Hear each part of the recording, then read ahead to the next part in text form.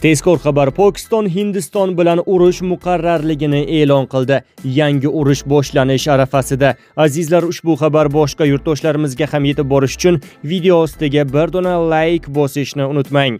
Pokiston armiyasini kuchaytirdi va Hindiston tomonidan muqarrar harbiy bosqinni kutmoqda. Bu haqda Pokiston mudofaa vaziri Xavaja Muhammad Asif Reuters agentligiga bergan intervyusida ma'lum qildi.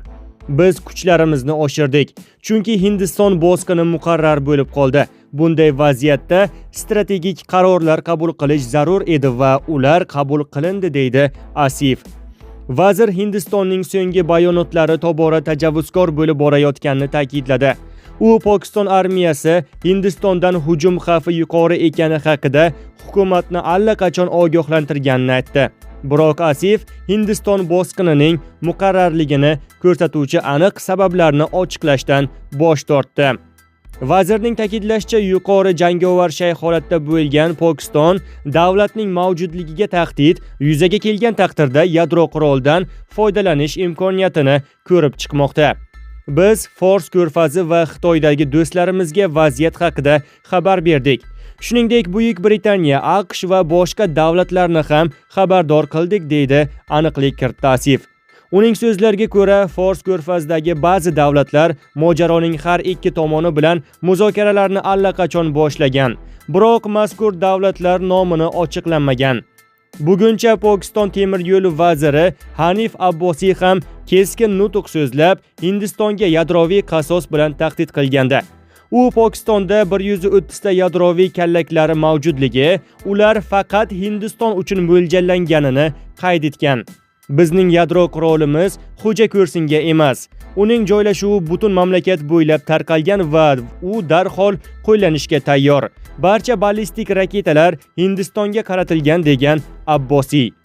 Davlatlar o'rtasidagi keskinlik, Pokiston va Hindiston o'rtasidagi keskinlik 22 aprel kuni kuchaydi.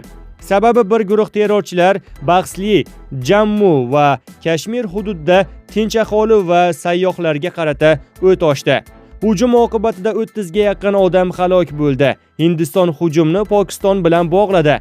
Pokiston hukumati hujumchilar bilan aloqasi borligini qat'iyan rad etmoqda. Shundan so'ng Hindiston Pokistonga qarshi keskin choralar ko'rdi. Jumladan, quruqlikdagi Attari nazorat o'tkazish punkti yopildi. Pokistonliklarga mamlakatni tark etish topshirildi. 1960-yilgi Hind daryosi suvlaridan foydalanish bo'yicha bitim darhol to'xtatildi. Bitim tuzilgan yili tomonlar siyosiy ziddiyatlarga qaramay suv resurslarini teng taqsimlashga kelishib olgan edi. Pokiston bu harakatni urush e'lon qilish deb baholadi va Hindiston uchun havo hududini yopdi. Hindiston va Pokiston chegarasida ketma-ket otishmalar sodir bo'ldi. Shu bilan birga Pokiston mudofaa vazirligi mamlakat Hindistonga qarshi harbiy harakatlarni boshlamasligini ta'kidlamoqda.